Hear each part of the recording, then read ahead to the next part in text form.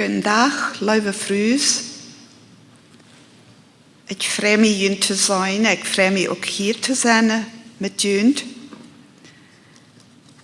Dat Thema, wat ik voor vandaag voorbereid heb, dat heb je al gehoord, dat is abtanken. En je wordt ook goed horen, wo ich dat her habe. In einem Gebetskreis am Dienstagnachmittag, Kreuzestadt, seht einmal eine Frau, vielleicht sogar eine von Jünd. Dort hier ist für mich immer ein Abtanken. Ein Auto kann nicht ohne Brennstoff fahren. Wie muss dort tanken? Kreuze jedet mich, ich muss innerlich abtanken. Bitte wie das Zitat. Als ich dann umsehe und umbete wir, was für einen Vertrag ich von der Arbeit für Jünd vorbereite, ich glaube, das scheint wirklich vom Guten Geist in meiner Erinnerung. Abtanken, das ist das Thema. Und dafür bin ich dankbar. Ich freue mich auch, das hier mit Ihnen zu teilen. Ich habe mich gefragt, was ist Abtanken? Auto zu sein, ist es Abfälle, nie in Brennstoff nennt Fälle, damit es weiter vorkommt. Kreuze tanke ich auch für mich und du für dich. Meinen Charpa tanke ich, wenn ich esse und trinke. Man sagt, viel Wasser trinken ist wichtiger als viel eten. Auf jeden Fall, wir glauben nicht, dass wir einen Tag ohne Eten und Trinken auskommen.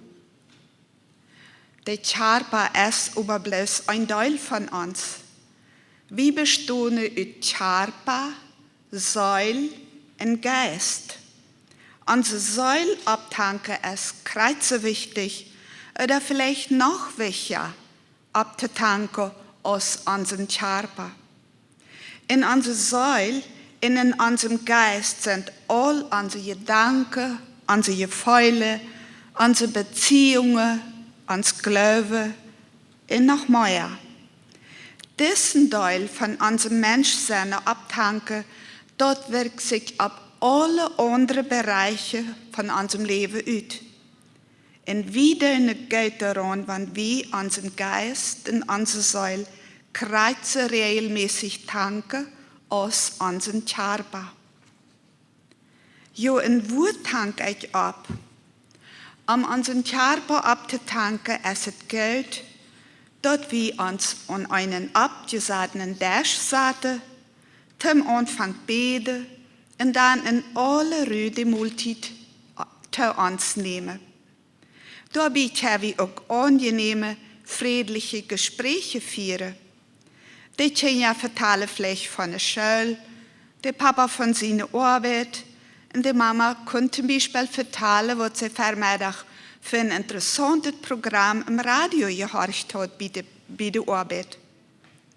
Auf keinen Fall soll man streiten, zanken, klauen oder gar schlemmen beim Eten.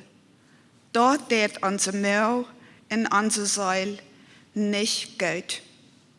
Ein weiser Mann sagt, wer für alles danken kann, lebt gesünder. Jo, und wer muss nicht gesund sein? Ich denke mal, wie alle, und jeder. Wir können viel dort tun, nicht alles. Aber uns Vater im Himmel, der belohnt uns, wenn wir dankbar sind. Jo, dort tanke ich meinen Charpa ab. Und wo tanke ich meine Seele ab? Mein ganzes Innenleben. Kommt dort nicht für zu kort? Wenn ich meinen Charpa in meine Seele richtig abtanke, dann habe ich eine große Voraussetzung, dass es mir gut gehen kann. Und um unsere Seele abzutanken, brauche ich stille Zeit, Stille, brauche ich Ruhe, brauche ich sogar Einsamkeit. Wenn eben möglich, soll ich das regelmäßig absehen, um Gott dich beizukommen. Da, wo ich still war, wo ich die Bibel in aller Ruhe lese und Vers auswendig lehre, en door even nadenk, en de diep in mij laat neerkomen, door redt Gott zu seinem Kind. Hij tröst, hij heilt, hij ermutigt, hij helpt, hij geeft Kraft en ook Frieden. Hij vergeeft ons ook onze Sünde, wanneer we hem door hem bidden. En hij geeft ons ook Kraft, anderen te vergeven. En door in de Stille, door kan ik mijn ganze hart voor Jezus uitschäden. Am alles zeggen wat mij beweegt. Manchmal deed het ook goed, zich voor God op het Neues uithielen. Ze richtig hielen, wanneer irgendwas op een Seil so schwer ist. En nur so eine Stille in Gottes Nähe ist alles viel leichter. Nicht, dass sich unbedingt nur alles verändert hat, gar nicht. So bosig er das gewöhnlich nicht. Aber wir haben unsere innere Last an Jesus aufgegeben und er sein Kreuz aufgelud. Denn dafür ist er gestorben, damit wir Frieden haben. Wie müssen diesen Frieden bloß ergreifen? In Johannes 14, Vers 27 sagt dort Folgendes. Dort ist ein Wort, was Jesus selbst gesagt hat. Er sagt, Fried lot ich jünd, meinen Fried gebe ich jünd. Ich gebe jünd nicht so aus der Welt gibt. Lot jünd nicht dort hart bearühe. Und habt nicht Angst. Eine wunderbare Zusage von Jesus, nicht so? Er gibt uns Fried, bei ihm allein ist Fried, nicht in der Welt. Dort hier wie zu viel von Krieg in aller Hand, ja. Bei Jesus ist Fried. Wir haben eine wunderbare Geschichte in der Bibel, der ist, ich sag mal verrückt, der ist in aller bekannt. Mir ist der bekannt, solange ich denken kann. Ich will aber trotzdem die Geschichte lesen, weil es mir bedeutet immer wieder viel, wenn ich die lese. Und die redet mich an. Und dort hoffe ich, dass das jünd auch das. Jesus bei Martha und Maria. Wunderschön. Jesus bei ein paar Frühes. So als du und ich. Als Jesus an seine Jünger wieder ginge, käme sie nur ein Darb. Eine Früh Martha nahm ihm bei sich im Haus ab. Sie hat eine Schwester, Maria, die saß bei Jesus seine Feit und horcht, was er sieht. Martha überlegt sich von all dort annehmen, was er heute merken will. Sie ging um Haaren und frug, of hij nicht dran juif, dat Schwester mit der Arbeit allein leidt. Sei doch, dat sie mir helfen soll. Der Herr sagt, Martha, Martha, du sorgst über so viel, dat du verdrießlich wirst. Diesen Satz möchte ich noch einmal lesen. Du sorgst über so viel, dat du verdrießlich wirst. Du ist aber mo eind, dat er seine Mat. Und Maria hat sich dort beter gewählt. Dort soll nicht wahrgenommen werden. Dort ist ein wunderbares Beispiel, wo eine frühe Lied hat, die Stille, die Gemeinschaft mit Jesus, die Arbeit fertig. Marthas Arbeit war auch wichtig. Und Jesus hat nicht verachtet. Nee, sondern er sagt, du sorgst dir so viel, dass du verdrießlich wirst. Die Jesus seine Fortsätze in Amterhorche von am Lehre es wichtig. Maria hat das Geudedeil erwählt, dort soll nicht wahrgenommen werden. Dort bedeutet für uns so viel, dort wir erst Zeit mit Jesus verbringen und dann die Hausarbeit tun. Dort ist leichter gesagt als getan. Besonders, wenn man noch kleine Kinder hat. Aber allmählich ist es nicht. En hier zijn ook vrouwen wat een kleine kindje hebben. En ik had ook kleine kinderen. Ik weet dat es nicht einfach mit kleinen Kindern. Aber hier sind einige Tipps. Wenn du ein Baby stellst, ein Baby bei dir dringt, dann musst du die Hand zetten. En daarbij kannst du beten. Für dein Kind im Arm, für die anderen, die vielleicht in der Schule sind oder die gerade Spielen sind, für den Mann auf der Arbeit oder auch für dich selbst. Denn du brauchst den Beistand von Jesus sehr im Umgang mit kleinen Kindern oder auch mit größeren Kindern und auch für die Unterstützung von deinen Mann. Oder du kannst beim Stellen auch ein gutes Programm im Radio hören. Vielleicht auch christliche, ermutigende Leute hören. Leider sei ich dort von der mehrmals, dass Mütter, wenn sie ihre Babys stellen, sich bei Zeit mit dem Handy beschäftigen. Handy ist es bekannt mit dem Cellular, ja.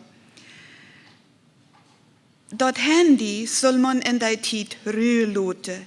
Und überhaupt, meine Beobachtung ist, dass viele mehr Zeit mit dem Handy verbringen, als im Gebet und in der Bibel lesen. Was wird Jesus sagen? Die in der Stille zu meinen Feind sind, die hat das gute Teil erwählt. Das soll nicht von ihr genommen werden. Gewandert die bitte an, das Handy bloß für ganz neue Sachen zu brauchen und nicht zum Zeitvertreib. Die stille Zeit mit Jesus, im Lesen von der Bibel, im auswendig Lehren von Bibelvers, im Beten, im Singen von geistlichen Leuten, dabei ernähren wir unseren Geist und unsere Seele gesund. Wir tanken ab. Und wenn wir uns dort angewöhnen in Pflege, dann wollen wir bald morgen dort wieder ohne nicht kennen und auch gar nicht wählen. Wie früher denke Völker, wir müssen immer sehr arbeiten. Viel schaffen, viel bewältigen, ja, viel leisten. Und dann gerät wir manchmal in einen Leistungsdruck, der kann krank machen. Ein Beispiel. Ich habe die früh gefragt, ob ich das hier vertellen darf, und sie hat mir das erlaubt. Eine Frau hat starke Migräne. Sie kämpft und deut und immer weiter, leide diese Migräne so schwer ab harten Körper, dass sie nicht arbeiten kann. Schließlich ging sie zum Doktor, helpte sie.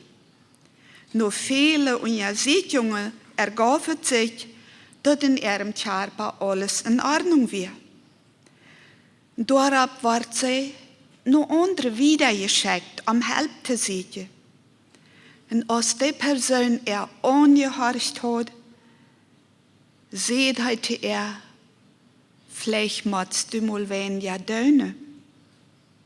Heute wird die Meinung, dass sie dort viel zu Druck hat und dass sie in Stress geraten wird.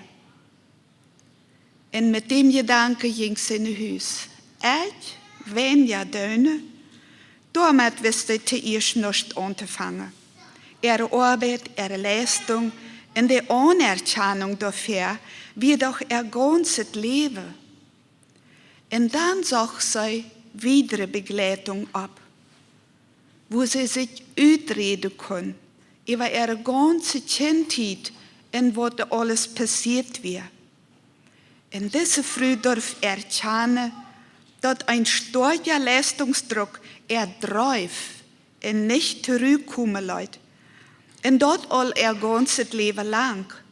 Und als Folge von diesem Stress in das Getriebensein stellt sich ein Leiden an, wie wieder die Migräne. Das kann auch was anderes sein. Diese Früh sie lied, dass nicht von der ab Marie, ruhig zu werden, in der Gemeinschaft mit Gott. Jeden Morgen, wenn Mann war wieder die Arbeit und die Kinder in der Schule, dann sahen sie sich an mit ihrer Bibel, mit ihrem Mathe, los in Bett, doch do eben nu, bewegt Gottes Wut in ihrem Horte. Und viel Lothar, wenn gefragt wird, wie geht es mit deiner Migräne? Dann sagt sie, keine Migräne mehr, wie Antwort. Es dort nicht die beste Medizin, still worden für Gott, ruhig worden, und nicht so hetze in sich treiben lassen. Dort wird bei dieser Früh ein langer Prozess, aber sie schafft dort. Und dann sieht sie auch noch, in wann die Migräne sich weiter anstellen will, dann weiß ich nicht, was zu tun. Ich muss innerlich zurückkommen. Wenn ich frage, es dort nicht die beste Medizin, still worden in Gemeinschaft mit Gott pflegen, das wird natürlich nicht immer so sein, als bei dieser Früh. Manchmal muss der Doktor uns Medikamente verschreiben. Und das ist auch gut. Aber das soll wir so wenig als möglich nehmen, weil es auch immer Nebenwirkungen haben. Aber das ist ein Thema für sich, worauf ich hier nun nicht wieder eingehen will. Ich möchte bloß deutlich merken, was für eine Kraft und auch halb in Gesundheit in der Stille liegt. Die Bibel sagt, der still seine in Hupe, wo gestorgt seine. Nicht der viel Döne oder so, der still seine in Hupe, natürlich ab Gott Hupe, wo gestorgt seine. Sieg der Stille in Freude.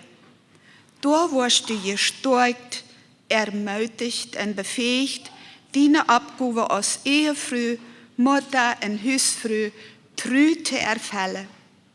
Du wirst das nicht bereuen, und die Sehen wird nicht ausbleiben. Sieg das erste nur Gott sein Recht und nur seine Gerechtigkeit, dann wird das andere auch alles kriegen. Was für eine Versprechung, nicht? Verheißung. Wenn wir das erste nur Gott sein Recht sehen, dann wird wir das andere auch alles kriegen. Ja, bei hier nu so weit die persönliche Stille, das persönliche Abtanken. Aber das gibt auch noch andere Städte, wo wir abtanken können. In auch Döne. In der Kirche, im Gottesdienst, im Gebetskreis, im Hauskreis. Paulus, was viel Briefe geschrieben hat, was uns in der Bibel erhöhlen sind, der sagt, wir sollen die Versammlungen von den Gläubigen nicht verlassen. So wichtig, als auch die persönliche Stille ist, wir brauchen unbedingt die Gemeinschaft mit anderen Gläubigen. Da in der Kirche, da hier wir gute Predigten, singen gemeinsam geistliche Leute, beten taub und so weiter. Und zu dem taub singen von geistlichen Leuten möchte ich vertellen, was mein Mann und ich in ein Buch lesen. Das Buch heißt, kam, um Gefangene zu befreien. In das Buch redet sehr viel von den dunklen Mächten, die auch in der Welt sind. Und da sagt der Schreiber, dass da, wo gläubige Menschen, oder wo eine große Versammlung taub ist, und mit vollem Herzen Gott anbetet mit Dank und Loblieder, da hält der Feind das nicht aus. Da verschwingt er. Und ich will uns Mut merken, einmal zu singen, wo wir die Gelegenheit haben. Dort stärkt uns und leider trägt das Völker so gut aus, was uns im Hort bewegt. Viel besser, als wir das selbst im Gebet Völker kennen, nicht so? Wir können uns fertig mit den Menschen in der Hölle oder auch nur die Kirche. Und dann erfahren wir manchmal, dass wir gar nicht allein sind mit Schwierigkeiten. Andere haben auch Schwierigkeiten. Ein sehr geschätzter Evangelist sagt, dat jeft kein Leben ohne Liebe. Jeder hat zu kämpfen, hat hier und dort zu leiden und kriegt deswegen Bruck wie einen Heiland, einen Helfer, einen Führer. In der Gemeinschaft mit anderen Gläubigen, dort haben wir miteinander reden, uns mitteilen, und auch jemand fragen, was du für mich beten. Oder ich konnte jemand sagen, ich will für die beten. Füreinander beten. Da ist das Bild von einer Waschline. Wie früher hier im Chacochane alle eine Waschline, nicht so? Wenn die Line bloß an einem Pol fest ist, dann kann man nicht dranhängen. Braucht man vielleicht auch nicht mal sagen über das Essen. Dann ist es nutzlos. Aber wenn die Line an zwei stabile Pols fest ist, dann haben wir eine ganze Menge Kleidungsstücke da dran hängen. Und wenn es dann auch windig ist, der redet nicht. Und die Wurst kann Geschmack drehen. So ist das auch mit unserem Leben. Lass mich das ein bisschen erklären. Der ein Pol, der kann bedienen, Jesus sein Sterben, sein Leiden und sein Aberstehen für uns, für meine und für deine Sünde. Wenn ich dort im Glauben annehme, dann war ich sein Kind. In der zweite Pol, der die Linie hält, dort ist die Hoffnung auf den Himmel, auf das ewige Leben bei Gott, nur diesem Leben hier. Durch die Erlösung auf dieser Seite von unserer Sünde und der Nachfolge aus sein Kind, habe ich die wunderbare Hoffnung, dass ich nur das Leben hier bei Jesus im Himmel sein wird, wo kein Lied, keine weitere mehr sein wird. Dort möchte ich ein sehr schönes Wort in der Bibel lesen, was Johannes uns abgeschrieben hat. Johannes, wie ein Jünger Jesu, in hat das Buch der Offenbarung geschrieben. Johannes hat Visionen. Er kann sogar manchmal im Himmel entdecken. Und dann hat uns diese Wort abgeschrieben. Er sagt, und ich hielt eine lüde Stimme vom Himmel sagen, checkt einmal, nu ist Gott seine Wohnung manche Menschen. Und er wird mit Antep wohnen, und sie werden sein Volk sein, und Gott selbst wird mit an seine, und Gott sein. Und Gott wird an alle Throne von der Erde waschen. Da wird kein Tod oder Trauer oder Heile oder weiter mehr sein, weil es wird vorher wie es vergehen. Ein wunderbares Bild vom Himmel. Die Linie zwischen diesen zwei Pols, der Erlösung Jesu und die Hoffnung auf dem Himmel, bedient uns Leben. Und in diesem Leben gibt es Stürme, so aus Krankheit, manchmal Verfolgung, Verleumdung, Tod und Trauer. Da gibt es wirtschaftliche Not, finanzielle Not, das Geld ist alle und vieles mehr.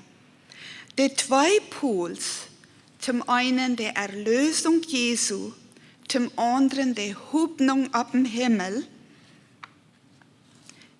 die trägt uns durch.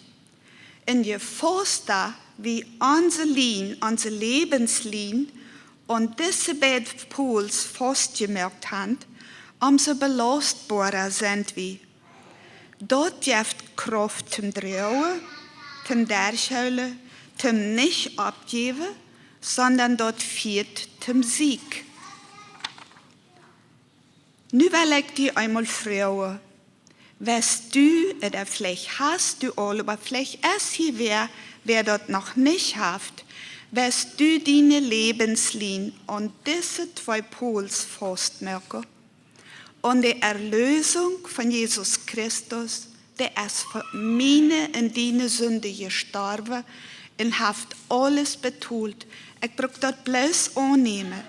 En dan de pool, de hoopnung op dat eeuwige leven im Himmel bij Jezus. Du bist ganz herzlich eingeladen. In Matthäus 11, Vers 28 sagt dort folgendes.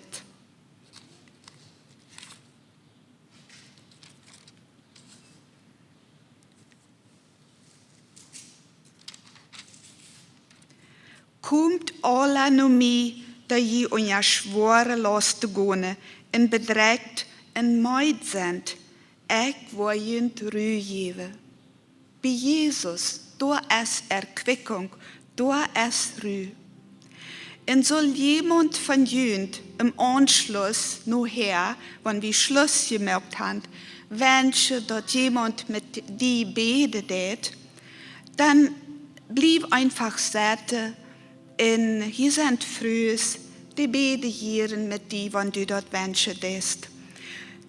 Und wenn du dort noch nicht klar hast, dass du dein Leben bei Jesus und ihrem Kreuz in Ordnung hast bringen lassen, und dass der Himmel deine Hoffnung ist, dann ist noch Gelegenheit.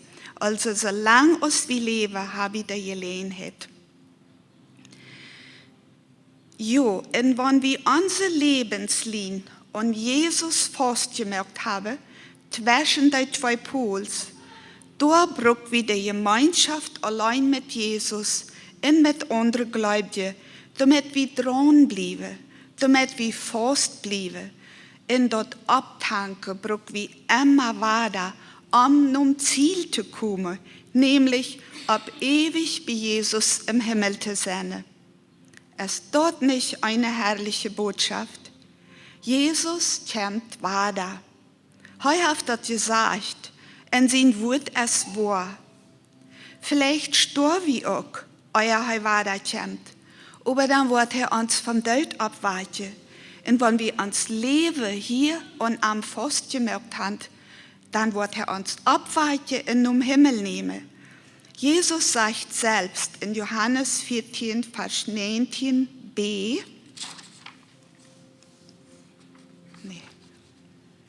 Je worden mij seine, wils ik leef, wo je ook leven. Dort hat Jesus in seinem Wort versprochen. Er ist vom Tod abgestoßen. Und wenn wir uns Leben sind, am Evangelium, wo wir auch vom Tod abstoßen und leben, bei ihm, in der ewigen Herrlichkeit.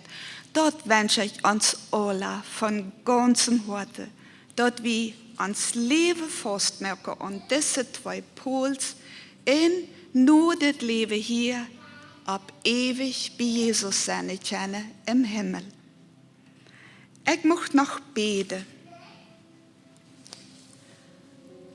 Jesus, ich danke dir von Herzen, dass du alles getan hast, damit wir ein Leben in Frieden, in Frieden, in Ruhe, in Gelassenheit führen können, in der Hoffnung leben können, wenn du weiterkommst, dass wir dann bei dir im Himmel sind. Das ist ein ganz wunderbares Leben mit dir, Jesus, und Dankeschön dafür.